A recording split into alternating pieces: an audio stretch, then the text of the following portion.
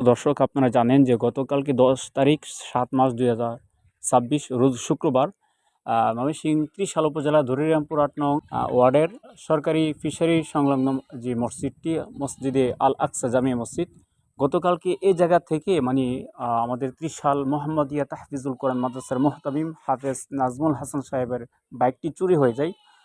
চুরি করে নিয়ে যায় এই জায়গা থেকে। উনি নামাজরত অবস্থায় ছিলেন, জুমার নামাজরত অবস্থায়। আজকে আমরা ওনার কাছে আসছি যে আমরা ওনার কাছে শুনবো যে কীভাবে বাইকটি এখান থেকে চুরি করে নিয়ে যায়, আর তিনি তখন কোন অবস্থায় ছিলেন। আমি নামাজের জন্য এখানে আসি, প্রতি শুক্রবারে এখানেই নামাজ পড়ি। বিগত 4-5 মাস যাবৎ ছাত্ররা আসে। আমার বাইকটা এখানেই রাখছি, এখানে ছিল, এখানে রেখে আমি সুন্নত পড়ছি। সুন্নত পড়ার পরে সলাতুল জুমার প্রস্তুতি নিয়ে এখানে নামাজের দাঁড়াইছি।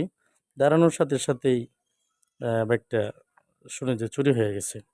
তা আমি নামাজে দাঁড়ানো অবস্থায় শব্দ শোনা গেছে।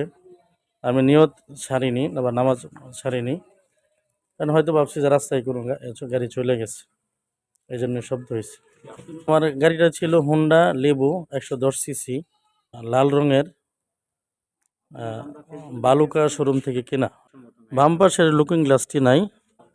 আমি চাই, অনেকে হয়তো পুরানো গাড়ি বেচা বিক্রি করেন বা ক্রয় করেন, যারাই কাছে আমার এই বক্তব্যটি যাবে, দয়া করে যদি এরকম ধরনের গাড়ি পেয়ে থাকেন কেউ বা সন্ধান পান কারো মাধ্যমে, আমাকে একটু জানাবেন।